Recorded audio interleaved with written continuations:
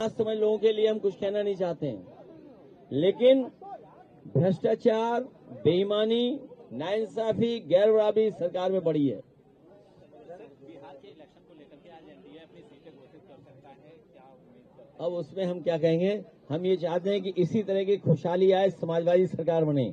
आज तो एक ही पार्क दिखाई दे रहा है, ये राममनोहर लोहिया जी के नाम पर पार्क नेताजी के समय पर बना था, और ये पहला पार्क बना था जिसमें उदाहरण दिया गया था कि एक भी पेड़ काटा नहीं गया था। पहली बार ट्रीज ट्रांसलोकेट किए गए थे, और उसके बाद छोटे लोहिया का बड़ा पार्क बना है जिनेश्वर मिश्र जी के नाम पर, जेपीएनआईसी बनाया जयप्रकाश जी के नाम पर, और रिवर फ्रंट लखनऊ की सुंदरता बढ़ाने के लिए बनाया गया था। इस सरकार में केवल काम खत्म करना, रोकना और काम कैसे बर्बाद किया जाए वो कोशिश चलती है। ओम प्रकाश राजभर कह रहे हैं एनडीए में अगर हमें सीटें बिहार में नहीं मिल रही है तो अपने पावन प्रत्याशी पहले फेज में उतार देंगे, तो चुनाव लड़ने की तैयारी में है। आप लोग फिल्म तो देखते होंगे ना, फिल्में, हालांकि कई बार साइड हीरो भी बड़ा फेमस हो जाता है। हीरो के साथ भी साइड हीरो होता है, विलेन के साथ भी एक साइड विलेन होता है। अब ये आप लोग तय करो कि सरकार खुद सामने नहीं आना चाहती है, सरकार खुद बचती है चीजों को लेकर के। आरक्षण छीना जा रहा है, विदेशी कंपनियां बुला करके पूरा बाजार उनके हाथ में दे दिया जा रहा है, और स्वदेशी की बात कर रहे हैं। याद रखना, भारतीय जनता पार्टी के लोग ये मुंह से स्वदेशी हैं, मन से विदेशी हैं। ये मुंह से स्वदेशी बात करेंगे लेकिन मन से विदेशी हैं। और अगर इन्हें अपना व्यापार बचाना है देश का या स्वदेशी अपनाना है, तो चीन जैसे देश से सबसे ज्यादा व्यापार क्यों हो रहा है? चीन जैसे देश से व्यापार क्यों हो रहा है? पूरा इलेक्ट्रॉनिक बाजार उनके हाथ में दे दिया है। हमारा किसान अभी भी लाठी खा रहा है, बताओ। ये तो हमारे पत्रकार साथी बंथरा की लॉ एंड ऑर्डर की समस्या पूछ रहे हैं, लेकिन सच्चाई है कि कोई किसान आज खाद नहीं पा रहा है। खाद को लेकर के किसानों की जान चली गई, उनके परिवार के लोगों की जान चली गई, और सरकार खाद नहीं दे पा रही है। बताइए, जो सरकार कहती थी आय दोगुनी कर देंगे, वो किसानों को खाद नहीं उपलब्ध करा पा रही है। हर जगह लाठी चल रही है।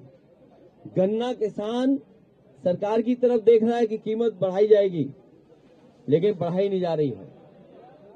न गन्ने की कीमत दे पा रहे हैं, न महंगाई को रोक पा रहे हैं। और महंगाई को इसलिए नहीं रोक पा रहे हैं क्योंकि ये उद्योगपतियों से मिलकर के मुनाफा कमाना चाहते हैं। जब मुनाफा कमाएंगे तो महंगाई कैसे कम होगी? ये मुनाफा कमाने दे रहे हैं, और मुनाफा इसलिए उद्योगपतियों को कमाने दे रहे हैं जिससे इन्हें चंदा मिल सके।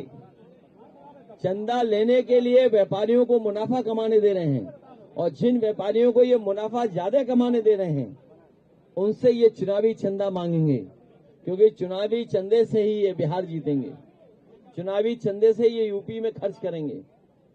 और सबसे ज्यादा जाति के आधार पर इन्होंने फैसले लिए हैं। सबसे बड़ी जातिवादी पार्टी कौन है? भारतीय जनता पार्टी है। कई जिले में पीडीए अधिकारी नहीं है। एक जिला मुझे समझ में आया, कई जिले ऐसे हैं जिसमें अभी तक पीडीए का अधिकारी ही पोस्ट नहीं हुआ है।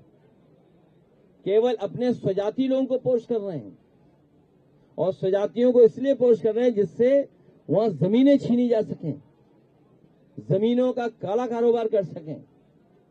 समाजवादी पार्टी बहुत जल्दी दलितों के ऊपर और जिस तरीके से लॉ एंड ऑर्डर को लेकर के बड़े पैमाने पर जनता को परेशान किया जा रहा है, उनकी सूची बना करके, और जिलों में भारतीय जनता पार्टी ने जो जमीनें कब्जा की हैं, सबसे बड़ी भूमाफिया पार्टी अगर कोई है तो भारतीय जनता पार्टी है, उसकी भी सूची बनाने का काम करेंगे। और कानपुर तो एक उदाहरण है जहां पर एक लेखपाल के 100 करोड़ का ही मिला मामला। सब जानते हैं हमारे पत्रकार साथी कौन कौन से अधिकारी मिले हुए हैं। ये जितने हमारे प्रयास के लोग मुस्कुरा रहे हैं वो सब जानते हैं कौन कौन अधिकारी एक दूसरे से मिले हुए हैं। एक दूसरे को नीचा दिखाना चाहता है। सर, गृहमंत्री अमित शाह ने मुस्लिम पर एक टिप्पणी करते हुए कहा है कि घुसपैठ के कारण मुस्लिम आबादी बढ़ी और उसके आंकड़े भी उन्होंने साल दर साल जारी किए हैं, जिस पर कांग्रेस ने सवाल उठाए, कहा है कि 11 सालों से आप क्या कर रहे हैं। ये भारतीय जनता पार्टी के पास सब फर्जी आंकड़े हैं। अगर भारतीय जनता पार्टी के आंकड़े मानोगे तो डूब जाओगे आप। जो लोग पलायन के आंकड़े दे रहे हैं, हमारे यहाँ भी घुसपैठी हैं यूपी में, मुख्यमंत्री जी उत्तराखंड के हैं। हम तो चाहते हैं इन्हें उत्तराखंड भेज दिया जाए। केवल यही घुसपैठी नहीं है, विचारधारा से भी घुसपैठी है। ये बीजेपी के सदस्य नहीं रहे, दूसरे के सदस्य थे। आप बताओ किस पार्टी के सदस्य थे वो?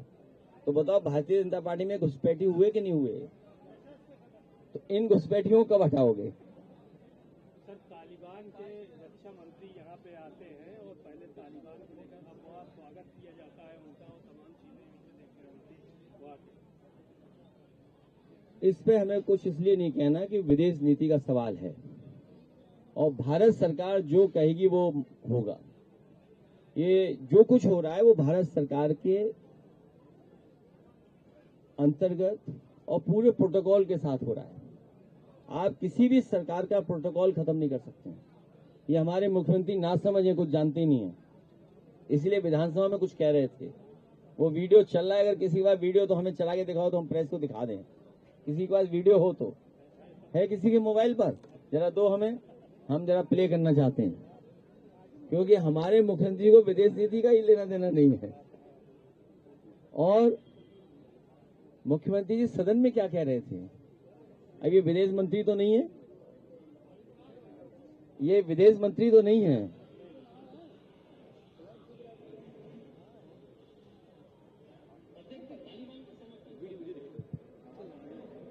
ऑडियो सुनिए।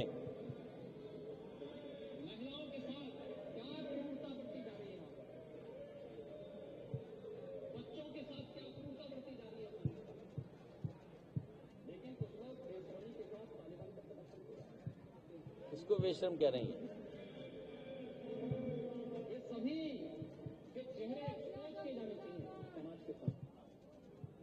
ये हमारे मुख्यमंत्री जी किसको बेशर्म कह रहे हैं? ये जनता जागरूक है और ये जमाना चैट जीपीटी का है, सोशल मीडिया का है। किसी भी रीच को आप रोक नहीं सकते हैं, हर व्यक्ति जानता है। तो अगर इस तरह की भाषा इस्तेमाल की जा रही है तो मुख्यमंत्री जी को धरना देना चाहिए दिल्ली में जाकर के। मैं तो कहूंगा कि मुख्यमंत्री जी को दिल्ली में जाकर धरना देना चाहिए और खासकर वहां पर धरना देना चाहिए जो घुसपैठियों की बात कर रहे हैं। हरियाणा के एडीजी ने कई सारे आरोप लगाए थे, उसके बाद वहां के डीजीपी को हटाया गया। हालांकि उनका पोस्टमार्टम अभी तक नहीं हो सका है। एक 6 सदस्यीय जांच टीम गठित की गई। मामला बेहद गंभीर है और इस पूरे मामले को लेकर के अब सवाल भी खड़े हो रहे हैं। उनकी पत्नी कल प्रेस कॉन्फ्रेंस करना चाह रही थी, उन्हें मीडिया से बात नहीं करने दिया। जाति को लेकर के एक चिंता का विषय है। डॉक्टर राममनोहर लोहिया ने भी जाति तोड़ो और जाति खत्म हो। बाबा साहब भीमराव अम्बेडकर जी ने भी जाति को लेकर के कानून तक बना दिया और आज भी हम लोगों को देखना पड़ रहा है कि कहां जाति के आधार पर भेदभाव हो रहा है और उसकी वजह से जो सुनने में आ रहा है कि उसी की वजह से एक आईपीएस की जान चली गई। आईपीएस की जान जाना, सुप्रीम कोर्ट में जूता फेंकना, कथावाचकों को बाल काट देना, उनको अपमानित करना, वाल्मीकि समाज के नौजवान को पीट पीट के मार देना और अभी बंथना में जिस तरह घटना हुई है, ये समाज में हो क्या रहा आखिरकार? और ये आज की सरकार कर क्या रही है?